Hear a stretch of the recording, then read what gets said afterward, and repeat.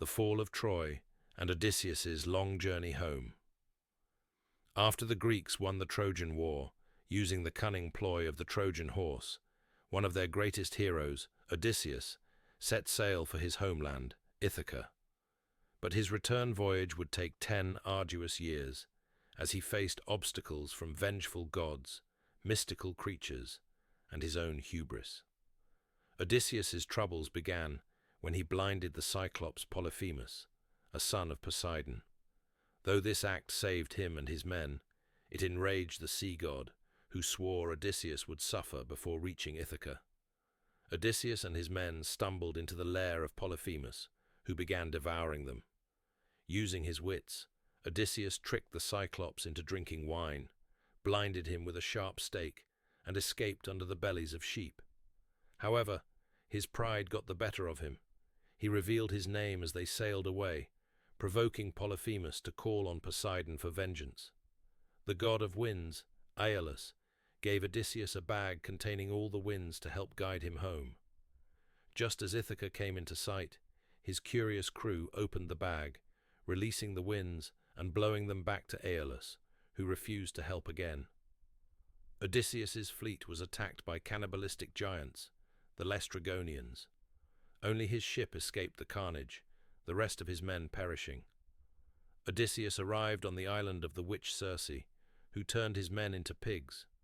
With the help of the god Hermes, Odysseus resisted her magic and convinced her to restore his crew. They stayed with her for a year, feasting and resting. Following Circe's advice, Odysseus sailed to the land of the dead to consult the prophet Tiresias.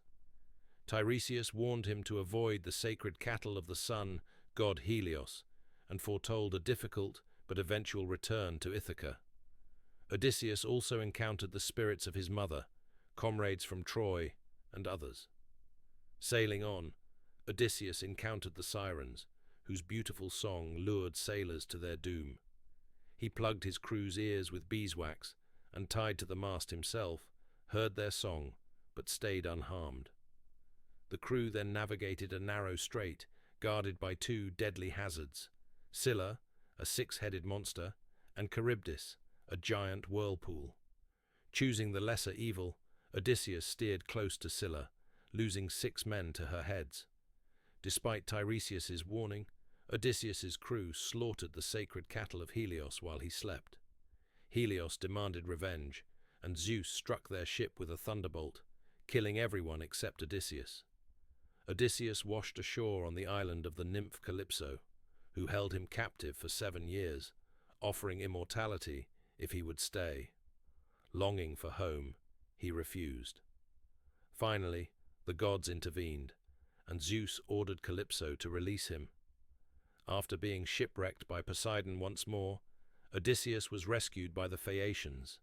They welcomed him, listened to his story, and generously provided a ship to take him to Ithaca. Odysseus arrived in Ithaca disguised as a beggar, with only his loyal dog, Argos, recognizing him before dying of joy. He found his palace overrun with suitors vying for his wife Penelope and abusing his son, Telemachus. Penelope remained faithful, stalling the suitors with clever tricks, such as weaving and unraveling a burial shroud. She declared she would marry whoever could string Odysseus's great bow and shoot an arrow through 12 axe heads. Disguised, Odysseus competed in the contest, strung the bow effortlessly, and revealed his identity. With the help of Telemachus and a few loyal servants, he slaughtered the suitors. Finally, Penelope tested him one last time to ensure it was truly her husband by asking about their bed, a secret only they knew. Satisfied, she embraced him. After reuniting with his wife and son, Odysseus faced a brief challenge from the suitors' families, but made peace with the help of the gods. At last, he reclaimed his throne and lived out his days as the wise and weary king of Ithaca.